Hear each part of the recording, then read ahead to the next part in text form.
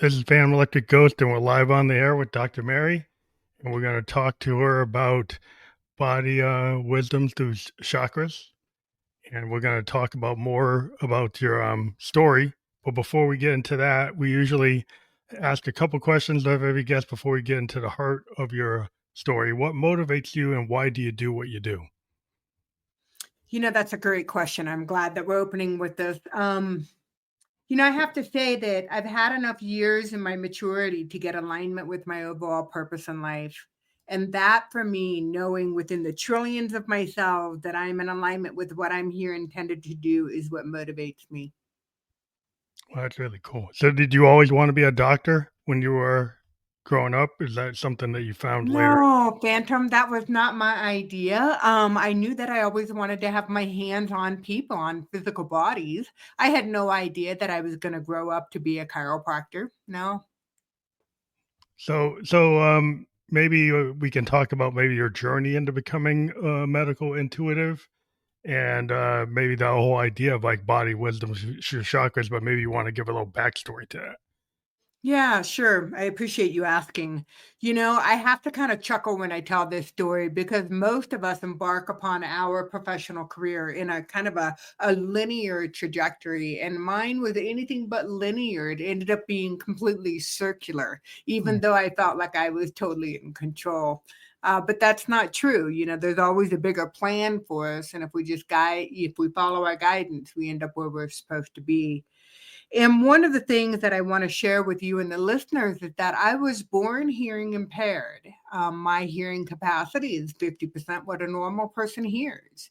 And Mm. so I went undiagnosed for the first 3 years of my life. And so for the first 3 years, I was kind of like in the space between the physical dimension and the spiritual dimension and the physical dimension. I literally was feeling my way through the world, obviously trying to assimilate information above and beyond the traditional five senses that we are all born with.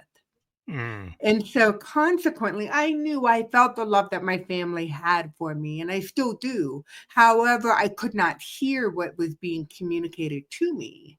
And Mm. so therefore, I was receiving the information clairsentiently. I was receiving clairaudience. I was receiving clairvoyance information above and beyond the traditional five senses. And I decided, Phantom, that I was going to fit into this normal family in the Midwest in central Illinois. And so I made a conscious choice to kind of desensitize myself from this information that I was receiving and mainstream myself so I would appear to be this normal kid. And that's what I did. However, I must say that when I decided to follow my academic career and I ended up at the ripe age of 21, I was in chiropractic school. And for the first time in my life, Phantom, I was surrounded by like minded people. These people were my tribe. They were talking about the human body's natural ability to heal itself. Healing comes from above, down, inside, and out, in that we can align with a higher power outside of our physical self. And that allowed me to really tap into some of my strength that I had naturally developed over the years. And one of them was the natural strength of psychometry. And that's the ability to receive and perceive information via your hand. And Mm. so, I was now able to allow my hands to guide me in the right direction. So that's the beginning of my story. And I'm happy to proceed forward into how I developed into a medical intuition, intuitive, if you wish. Yeah, I think it's really important how people perceive their environment. As an artist, a lot of times you pick up what's inside, you pick up what's outside. I think everybody has that artistic capability, though people don't label themselves as creatives. But I think every human being is inherently creative. So in that way, I totally understand what you're saying, because the musicians, we get in this, a lot of nonverbal stuff happens, and I've talked to a lot of other artists that deal with nonverbal communication. It's kind of essence of being a creative is you tend to get things coming from the muse or the internal or dreams or subconscious and stuff that you can tap into. And it's not always like overt. There's a lot of stuff that's not direct, a lot of indirect communication and things coming from different spaces. So I think I get where you're coming from. But when you started to go on this path, did you have any? Well, I guess you found your tribe, like a law of attraction. You found people like were in your same frequency. But did you have people that were not in that frequency and kind of There, haters saying they didn't well, understand it? I think that's a good question. We'll go there. But I want to circle back, Phantom, and talk about how you are making the parallel with creativity and artists and how they receive information. I believe all of us, beautiful spirits living in human bodies, we have the innate wisdom to tap into intuition. And what you're referring to is that beautiful space of creativity where you're gathering information above and beyond the traditional five senses. All of us have that natural ability. I just went on the path of wanting to train mine a little bit further. Mhm. So I always received additional information. When I had my hands on patients, I would go from room to room to room to room, and I would run a vibration because I could sense where an individual or a physical body was. And so I would modulate my energy just one step higher for an entrainment purpose, for a healing purpose for that body. And so Mm. to make a long story short, I was really good as a chiropractor. I was able to really lean into my strengths. If I had a dollar for every time somebody said, "Hey, how did you know that's where I hurt? How did you put your hand right on it?" I'd be a millionaire, I think. However, something was happening and something transitioned within me over the course of my professional career that I got away from the artistic component of being a chiropractor and receiving information from my hands, and I shifted more into being a businesswoman. And Mm. so what ended up happening is that I expanded and grew my businesses, had multiple offices, big staff, a beautiful, prestigious building. And from the outside, it looked like I was loving life. And on the inside, Phantom, I was miserable. I was just absolutely miserable. I was waking up and wondering if is this all that there is? Because this Yeah. this is not worth it. And that kind of led me down a whole spiral in which I literally followed my husband. We decided to move and to sell everything where I was located in Colorado Springs, Colorado. We ended up relocating to Ho Chi Minh City, Vietnam. Oh wow. So you're still there? I know. I know. It was a life-changing opportunity, and literally, I felt upside down for at least the first 3 months that I was there. I just was so disoriented, Mm. and I went through this huge identity crises, like, who was I? What was I intended to be doing? And what's my purpose in this world? And so I sat with that and sat with that. And let me tell you something, the answers don't come very quickly when you ask those big questions. Yeah. And so I had to run away from Ho Chi Minh City and I ran away to Bali, Indonesia to finish up my yoga teacher's training.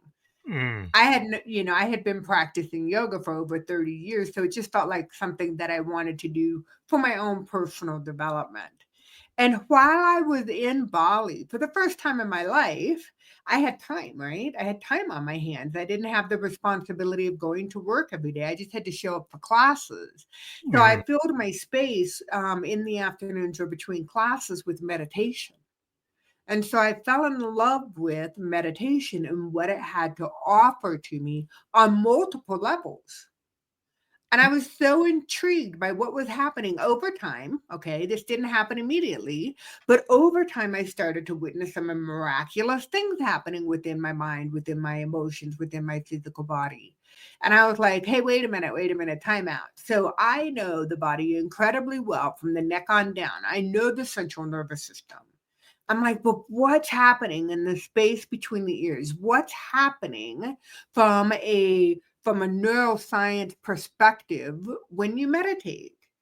And so that question led me to study underneath Dr. Tal Ben Shahar. And he was teaching in upstate New York in Lennox, Massachusetts, at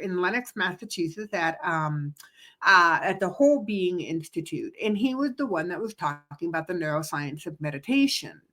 And so I got really turned on and fascinated by what happens to the human brain with neuroplasticity and being able to sit and expand within your default mode network and what that can do, what meditation can do long term. So he was also teaching positive psychology, and I started to tap into the understanding of why some people have post-traumatic growth, where the far majority of people have a negative downward cycle that is hard to break. But he was teaching people how to spiral their energy upward in a positive effect. And Mm. so I got really turned on by all of this new information. And I came back to Ho Chi Minh City and started to explain to my husband, who was in international education. And he's like, we should do this. We should create a business specifically about positive psychology and meditation for teachers. And that's what we did. We started a nonprofit organization and we moved from Ho Chi Minh City to Bogota, Indonesia, or Bogota, Colombia. Wow, so you're a world Yeah. traveler. We were travelers. And so what ended up happening is that we were designing a 9-month curriculum in the field of positive psychology to be taught to teachers so that they could role model the tools to the students in their classroom. And we were developing it in English. And Phantom, I kid you not, I would get done with one module and then literally in a week it would be translated into Spanish, and then it was delivered in Colombia and it was delivered in Peru. Oh, wow. So I had no idea, right? So who would have thunk, right? Yeah, Here I am in South America teaching teachers how to be mindful. Nowhere was that on my radar. So when I say my professional path was not linear, I wasn't kidding, and I'm yeah, still it's not very done. well, a Still lot of not things done. are non-linear because, like, in the creative space, what you find is people think you start sequentially, but a lot of times if you I've talked to film directors, authors, musicians, actors, like, a lot of things are not sequential. A lot of things happen out of, like, their sequential sequence, and it's not linear, and it tends to be a way people would logically wanna go linear because it's, like, kinda like an algebraic equation, but when you get into advanced equations, you can go at them in multiple angles. You can get in the physics, you can start in different points. So, I, like, a lot of times you get more advanced, start to realize you don't have to be sequential, that you can that's actually so go, different ways. So very, very true. And then the end result is something that's beautiful and harmonic, and there's conversions that's happening all over the place, and a melody and some fluidity, and that's the end product. That's what we desire for all people, places, and things. But it can be confusing when you think that it should go from point A to point B to point C to point, in a, Yeah, in 'cause a everybody wants to linear. be in a box. I mean, the problem with a lot of Right. educational and a lot of, like, business structures are all about being in a box and being able to do repeatable processes that you can put on a loop, that you can kind of put it, phone you can just, like you just phoning it in because they want it to be rudimentary. But then at the same time, you got people who they want the creative spark of somebody that might be neurodivergent or somebody who's on the other side of the bell curve, where because like creativity tends to not happen in the middle of the bell curve. It's usually happen outside that. And but then they want to capture lightning in a bottle. It's like, well, lightning doesn't want to stay in the bottle. Right, I hear you, but let me tell you, who doesn't love a reproducible system? You know? Yeah, When something is to be repeated, you want something that that has a proven success, so, yeah. um, I knew that there was so much more. I knew the human body through my chiropractic training, and then I was starting to really capture what was possible with the brain, and understanding the mental component of the body as well through positive psychology. But I also had a fond respect, Phantom, for what was happening surrounding the human body and what kind of occurrence we're running within our physical system. So I got really turned on and always have been in understanding the electromagnetic, the unseen forces that surround us. And that's what led me to the Academy of Intuition Medicine in Sausalito, California, to complete my master's in intuition medicine. So then you can imagine here I am learning how to once again tap into those extra senses that we all have available to us and to trust them in a way to guide me as a medical intuitive. Meaning that I am now incredibly clairsentient, and as I hold sacred space for those people that are going through healing and transformation, I can physically feel what's happening within the body. And now, Phantom, I allow the information to come in from various different sources at various different times, always trusting that the information that I'm receiving is serving the other person to their highest good.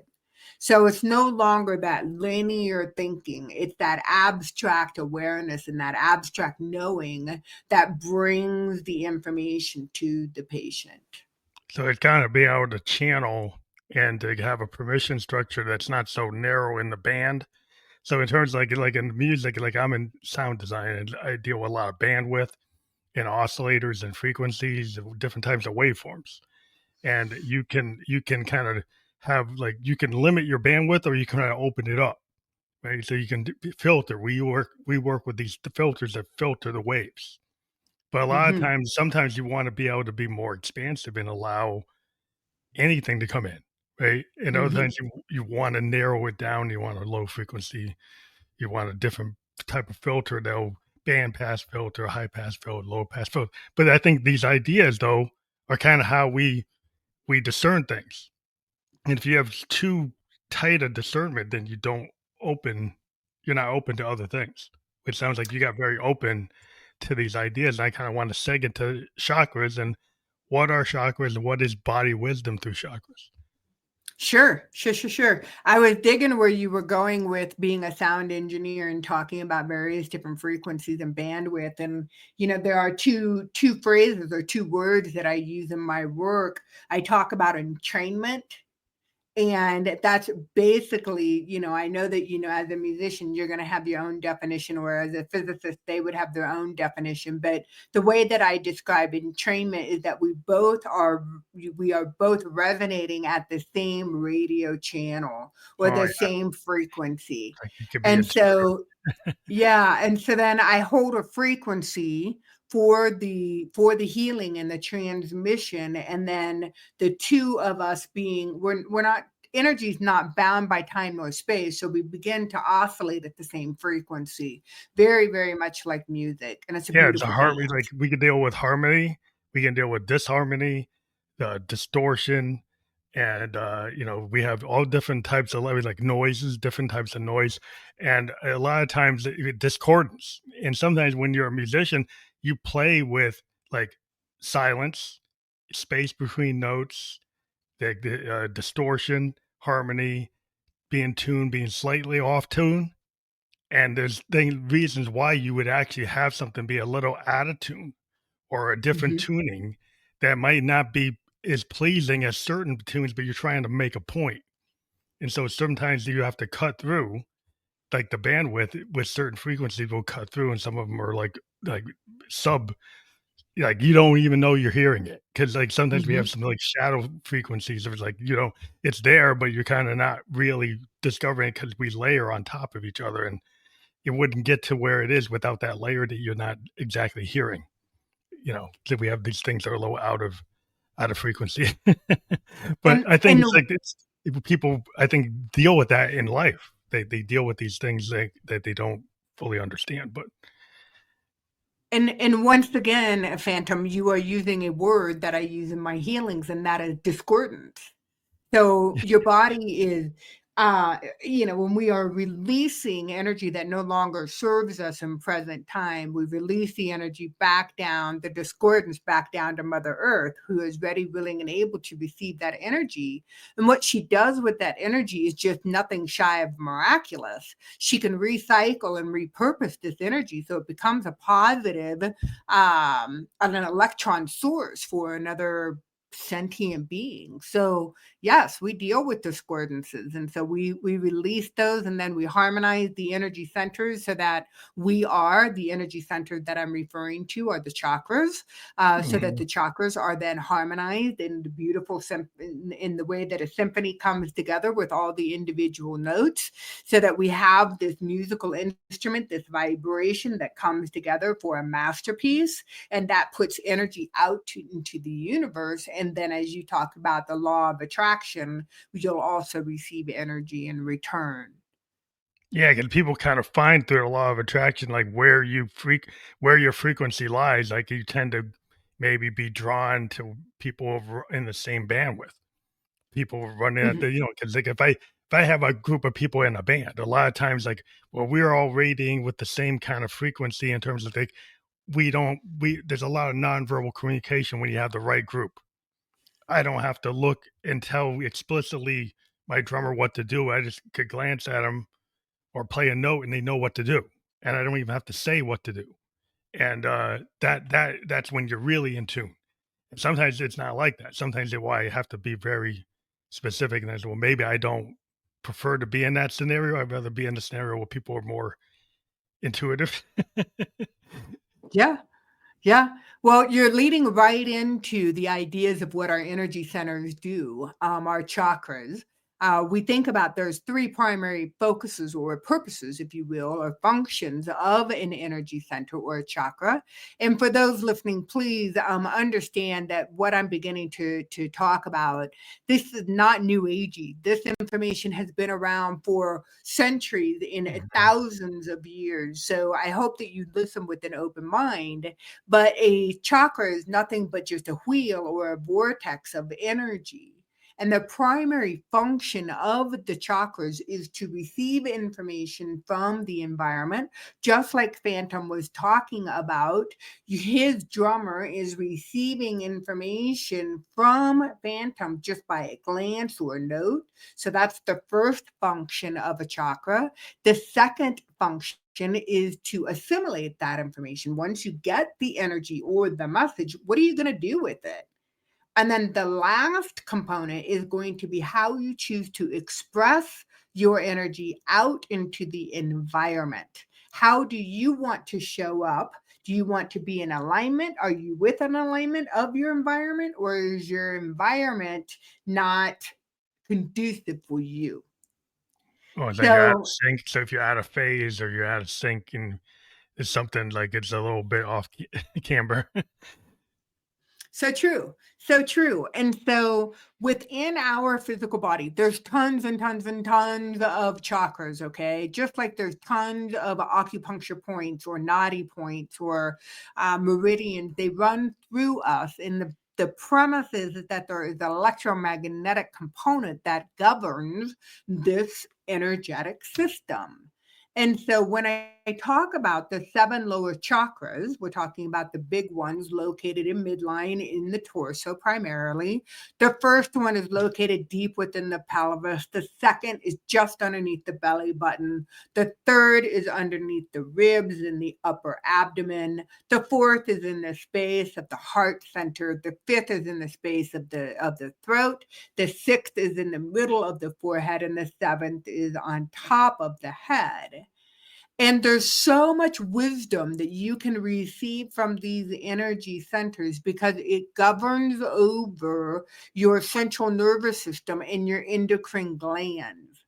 And for those of you, again, I'm not going to give you a medical physiology 101 class, but the reason that we have endocrine glands is so that we can produce hormones. And the hormones, and yes, we have tons of hormones above and beyond the reproductive hormones. We have hormones that govern how you sleep, how you metabolize, how you produce white blood cells, how you, so many different hormones within the physical body. And so once we're receiving information through the energy centers, now remember the information comes from the environment, it penetrates through your biofield or the barrier or boundary that you have surrounding your physical body. The energy comes through, filters in, gets picked up by the chakra system. Then you're assimilating the information. It gets picked up via the nerves and transferred into the endocrine system. The endocrine system responds by making hormones. The hormones get picked up by the blood supply. Blood supply goes straight up to the brain. It creates a neuropeptide or an emotion or a new neuronal pathway. And then the signals drop back down out into the body again via the central nervous system. So there is no separation between the energetics of the human body and the physical body. Yeah. So It comes down to the magical space that exists in the quantum level, in the interstitial space, the space between the trillions of the cells within your human body. So we're all living in this world where, there's the frequencies are inside of us and outside of us. And they can get the example like the cortisol, fight or flight kind of hormone, right? You have something, you could have a physical wolf at the door, like early humanity. You got a wolf or a saber tooth making you, fight or flight. But now this cortisol would still be affected by a virtual wolf at the door. If you get triggered by something that is not physical, but it's actually out there, is a feeling or a vibe or a trigger, it wasn't the physical thing that you saw. It was the thing that was out there, but you felt it. It'll still trigger that hormone, that cortisol to happen. So that kind of shows like it doesn't have to be, everybody's always looking for like the physical proof in a world, a very materialistic world. They want to know somebody that doesn't believe in things that are not, they can't touch. Then are like the very skeptical of anything that they can't pin down to like, yes or no, black or white, real clear. So true. And I love that you're bringing up the analogy of cortisol or DHEA. When you say that, there's a saber-toothed tiger, staring you right at the eyes. I mean, historically, we are designed for our hormones to kick in and to be able to either fight or to flight, or to flee or to run or to remove ourselves from that environment. But unfortunately, as you said, today's environment is filled with those situations where we possibly get dysregulated and run that cortisol 24/7. But you said something that I wanted to bring back and make the analogy with music again. You said maybe it was something that you saw or perceived a feeling or a vibe. So let's just take that frequency and you're like, I don't like that frequency. Maybe you have a cellular memory of that frequency.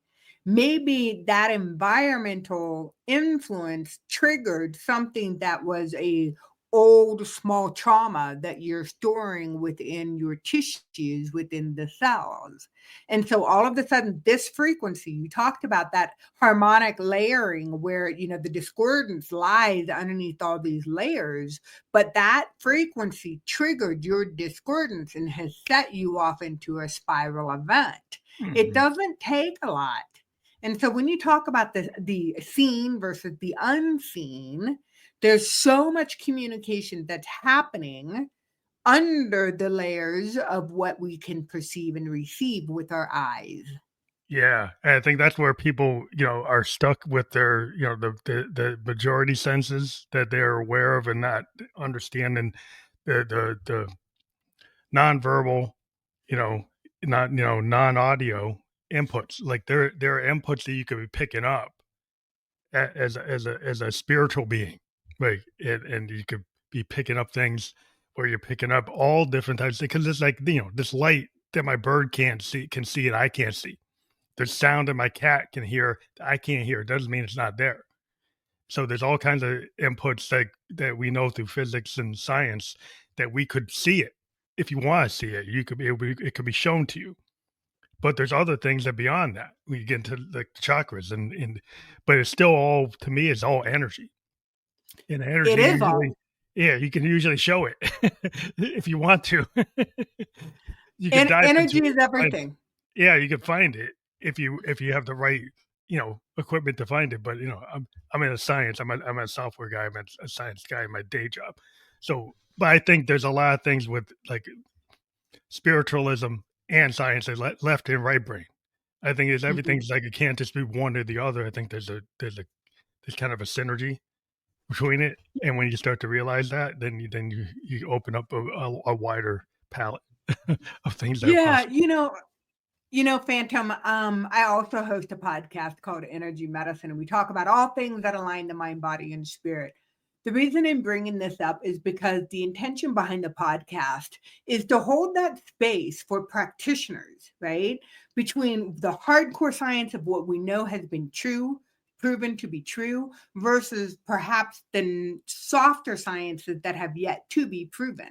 Mhm. And many of the modalities and the techniques that we use in alternative healing, some sit somewhere between sit somewhere between what has been proven and what has yet to be proven. And Mhm. quite honestly, Phantom, the patients don't care. Yeah, well, if you They don't solve the issue, care. you solve the issue. They don't care if Yeah, they how feel you get better. to it, is it always like, if some people are in the canon, like, I've always talked about these canons of types of, skill sets, right? And they have certain canons, it's like, "Well, you gotta prove it to me." Right? Mhm. You gotta show it to me on paper. You gotta write the thesis. You gotta write the doctoral, dissertation. You like it has to be that level for some people. Other So people can actually if you can make it happen. I don't care how you made it happen. So that's when you're kind of more into a receiver mode. Like I think a lot of people who are artists, where I can't really think about how I got to it. Right? Because if you want me to, and I can try to explain how I got to it if somebody wants to find out, I can try it. But a lot of times I might be telling a story, and by the next day it might be a different story because I'm just trying to explain, but maybe it's something I couldn't fully explain. So sometimes it is what it is. So very true. And Phantom, I have to share with you, I've had my hands on patients for now over 30 years, right? And so I've had those people that come into my office that are non-believers and they're, hands on their hips and they say to me, "Well, just show me that it can work." And these are the kind of people that over time they start to experience what they consider to be miraculous results. But these are also the patients that go out and tell 20 other people what they just experienced in my office because for them it's just there's no logical sense. It's just pure miraculous. Yeah, it's like magic. Well, the magic there's the kind of a rhyme and reason to the magic because like once you open your mind to more expansive possibilities, then you can live in this kind of zone where like the things can happen. Right? You're attuned to your subconscious, you're attuned to the universe, you're attuned to what's going on inside and outside of you. And I'm part Cherokee and indigenous Native Americans. They always believe that. They still believe it, And so it's not a hard thing. It's a Western mindset sometimes have a hard time with Eastern or indigenous concepts that have been around as long as humans have been around. So very true. So very true. And I love the fact that you share that within your culture that this is ingrained as normalcy. This is the way of life. There is no, for you, there is no other way. And that's the way when we think about energy medicine, or if we think about the quantum sciences, whether it be quantum biology, quantum neurology, we think about going full circle back to the origin of how we used to use light and sound and vibration for healing. And again, this is not new agey. This is how what we have been doing for thousands of years. But for some reason, the stigma behind it in today's Western society, there are more and more people catching on saying, you know what, Yeah, she's on to something. She's on to something. Whatever she's saying, I want some of that. Because that kind of can, and coupled with, I think that people are frustrated with the pharmaceutical industry. They're yeah. frustrated on depending on an outside source to heal them, such as pharmaceutical industries and surgeries. So I believe that people want to take their healing power back, and that's just a way of the time. And I say I applaud all those people who are sitting on that fence. Well, I think a lot of people they kind of take that kind of journey in terms of there's certain folks in our materialistic kind of capitalist society that want to patent the cures because there's a financial reason to patent the cure, right? Or patent the process, and I understand it. That when you monetize everything, that's how you think. But human beings didn't always monetize everything, right? We came from cultures that had deep oral traditions, the deep mystical traditions, spiritual traditions, connection to Gaia, connection to the planet, and they understood that there was a lot in the forest, a lot in the rainforest, a lot on in the earth itself. Just your feet touching the earth, it could be a store, right? Until somebody wanted to make it a magic pill that they could get monetary benefits. So when you start to unpack that, and some people say, well, why do I have to follow that? I don't necessarily. When they might go to the east, or they might even go into indigenous cultures in their own neck of the woods and find that the answer was already there. It was there, but you just got to find wherever you choose to find it. Hmm. And a big shout out, Happy Earth Day, by the way. Oh yeah, that's super important. People forget about that, but yeah. So I mean, what are three energy systems necessary for healing? This kind of concept, because we were talking about chakras, and you talked about seven, but what are three like energy systems that are necessary for healing itself? Well, this may not come of a surprise to of the listeners, nor to you, because we were just talking about it. But the ability to receive and to integrate the earth energy, and Mhm. to feel and experience being bounded and grounded into Mother Earth to receive and exchange the nutrients that are there innately to support you, to love you, to nurture you, to caress you. That always, there's a two-way of exchange happening within the soles of your feet. So when you talk about, walking around barefoot on Mother Earth, that is a form of earth energy that's called grounding, it's called earthing. And that energy, that human resonance, is such a viable healing energy to the physical bodies that that's the first of the three energetic systems that are necessary for health and vitality. The second one, Phantom, is being able to cultivate and to run your own life force energy. Each of us, every single person listening today, has their own personal vivifying signature, a signature that resonates with their name, with their essence, with their purpose.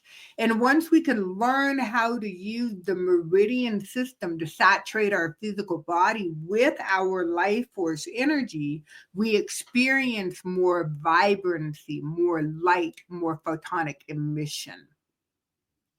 The last energy system that adds to the healing and transformation is the Kundalini energy, the energy that possibly may be dormant within the pelvis, that the Vedic sciences, the yogic traditions have always believed that the Kundalini rises from the pelvis, utilizing the Ida and the Pingala nidras, and it rises and surrounds all the energy centers, the chakras, all the way up through the crown. And then that rises and gives the vibration to break through any cellular debris or any cellular, here's your word, discordance. Mm-hmm. That the discordance and the noise that we get in the modern world, and a lot of times, like people have isolated themselves. Well, they prevent their feet from getting to the earth because they're wearing all this footwear and all these things. and they forget the kind of very simple, I'm in engineering and science, and it's always like keep it simple, but people forget about the simple solutions. It's like take the shoes off, take your socks off, go walk, out on the grass, go walk in the woods. But it seems too simple. I think a lot of people Mhm. are looking for these overly complicated things. They can't be that easy, and they just make things like harder than it has to be. Um, and it's like because we have the civilization that's built on all these the kind of tenets, and then people have forgotten some of the past, human achievement that it wasn't reliant on machines and medicines and all this artifice. And we've kind of lost sight of like the more natural things. We live in a modern age and people want to just rely on that, but you have to have a balance. I think we're like people get out of balance. I couldn't agree more. I mean, that's beautifully said. Thank you for saying that. And this kind of goes back to what you were saying that, there are industries in which people are looking to make. I mean, obviously, the American dollar in the United States is the currency that keeps things going. But even within the field of earthing or grounding, where it's as simple as taking off your shoes and socks and walking barefoot on the earth, there are now earthing mats. There are earthing sheets. There are earthing. You can buy all of these things if you can't nor don't want to go out and put your feet, bare feet on the soil. But I can't think of a better thing other than to lay down in just this grass field and open space and clean air. That's why I like New Hampshire.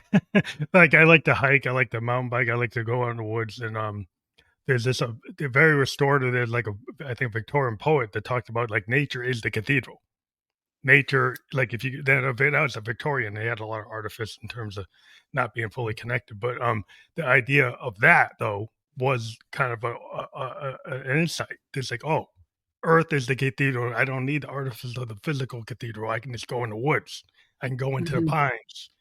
I can go to Walden Pond. I can get that feeling from doing that rather than being in some artifice of some physical cathedral.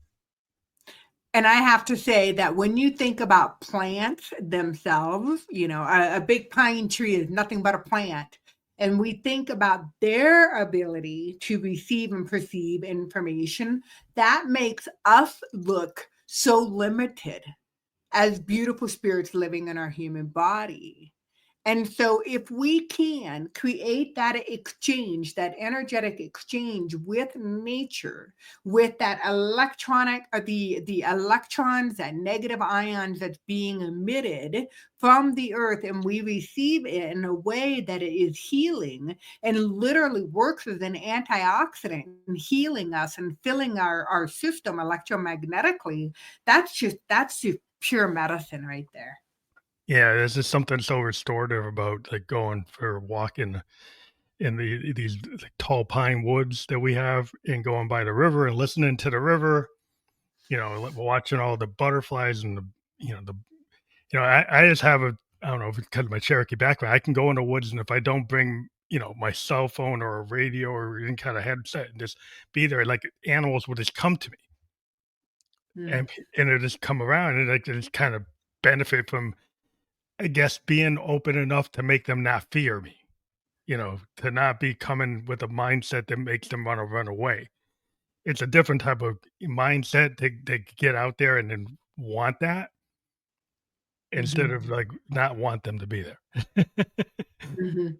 I don't know if it's a mindset. I would respectfully not argue, but I would respectfully say, Phantom, it's the energy that you carry with you that attracts them.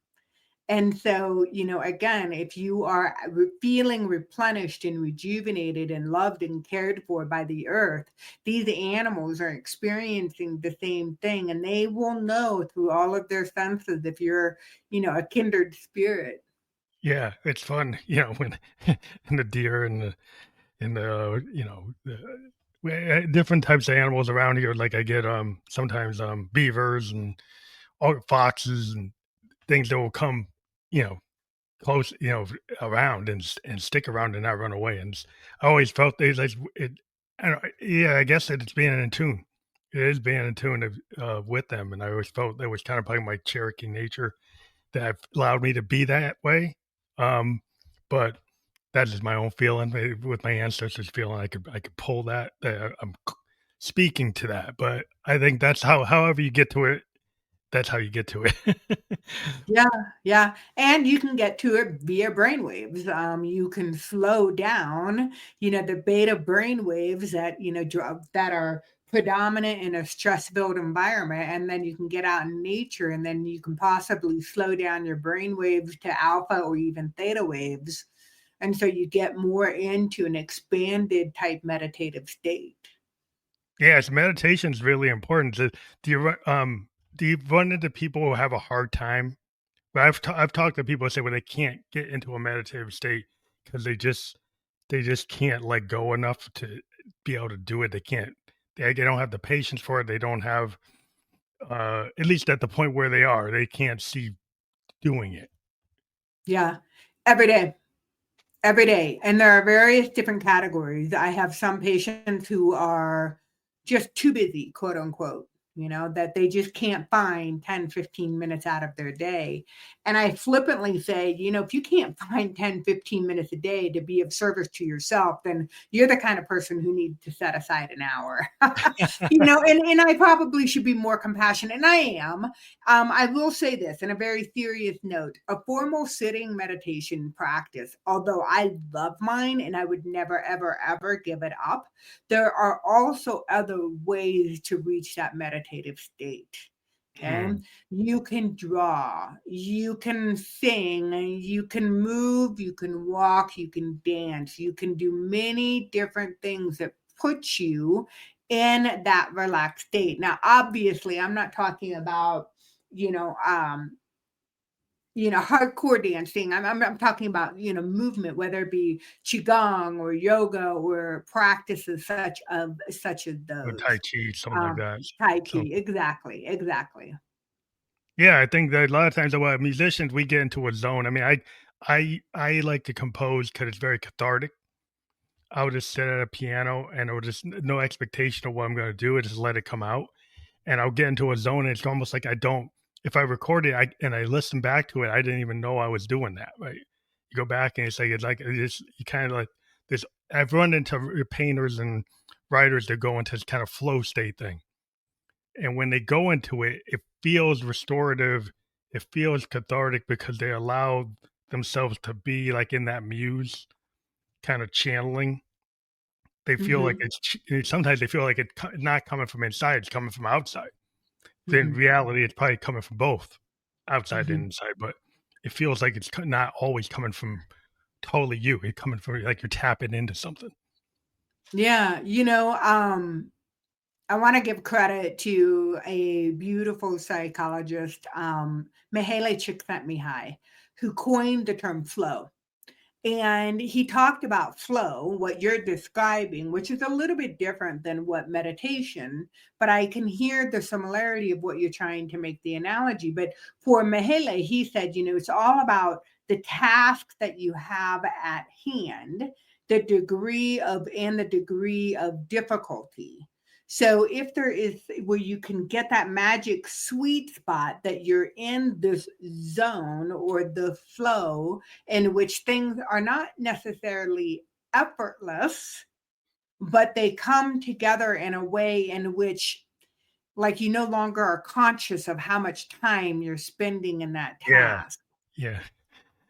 So it's not exactly I know because I'm a Buddhist. I practice Nishan Daishonin Buddhism, and I chant, Nam-myoho Renge Kyo, and I do that and that practice, that Buddhist practice, in terms of that kind of meditation.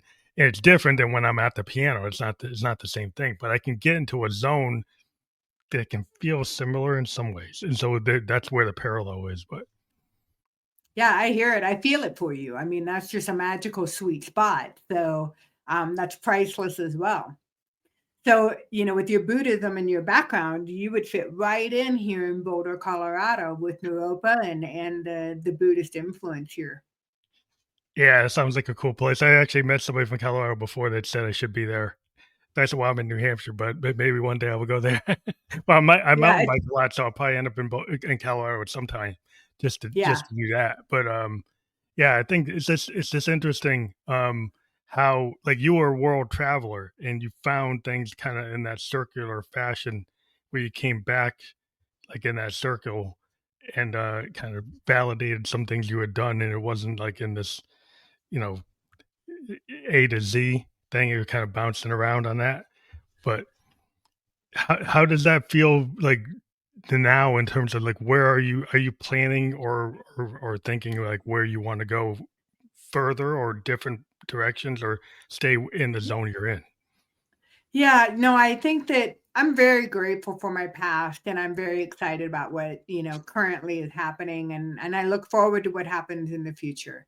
But I will say that um I don't the benefits of living internationally for a little over a decade, for as hard as it was getting reintegrated back into the United States, that was challenging, but Yeah, we did it. And we'll be here probably for about another 3 to 5 years. And then afterwards, I believe that we'll go back out. go back out. However, my purpose in fulfilling and staying in alignment with your opening question, like what motivates me, and that's my purpose. My purpose is to share the understanding and the ideas and the concepts and the wisdom behind energy medicine and the somatic wisdom that lies within all of us.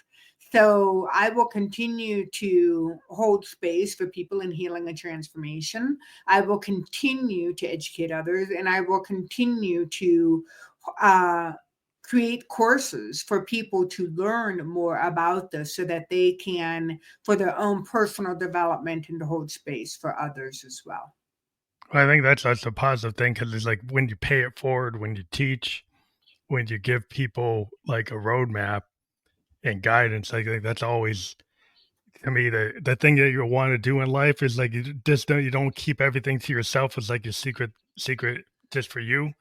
Like if you learn something, you share it and you get the world. And that's why we have this podcast is to kind of give these different viewpoints and allow people to hear these different concepts that maybe they're not familiar with or they are, and they want to dive into it deeper. And that's what goes toward your URL, drmarysanders.com, boost your energy guide. That will be fully clickable. And if people click that, that's how they can get in touch with you. Yes, my website is a living and breathing organism. So you Meaning see, that, yeah, so it changes constantly. And currently, I think I don't know if I still have the Boost Your Energy guide on there, but what I have now, which in my opinion, it might be a step up, is an audio guided meditation of three different short videos that people can use. Number one, to connect into the earth, we were talking about. mhm. Number two, how to bring the energy back to themselves, and so that they can be separate from their environment. And number three, to enhance their present time consciousness. So when you go to my website, www.drmarysanders, you'll have access to all of those guided meditations. You'll be able to see what I'm up to as far as my latest episodes on the podcast and when the next cohorts of my classes start and things of that nature, including one-on-one services. So it's all there. Well, I want to thank you for being on the show and that let people know that will be fully clickable in the podcast description. We were just live on Facebook, LinkedIn, and YouTube. We will be on other major podcast platforms like Apple Podcast, iHeartRadio, Spotify, and Amazon by tomorrow. And we create a landing page. People can just choose wherever they want to go back and listen to it. If they want to listen to it on audio form, they can do it on the audio form podcast that we're on. And so that we do encourage people to do that. And I want to thank you for being a guest on the Family Electric Coach podcast. Thank you.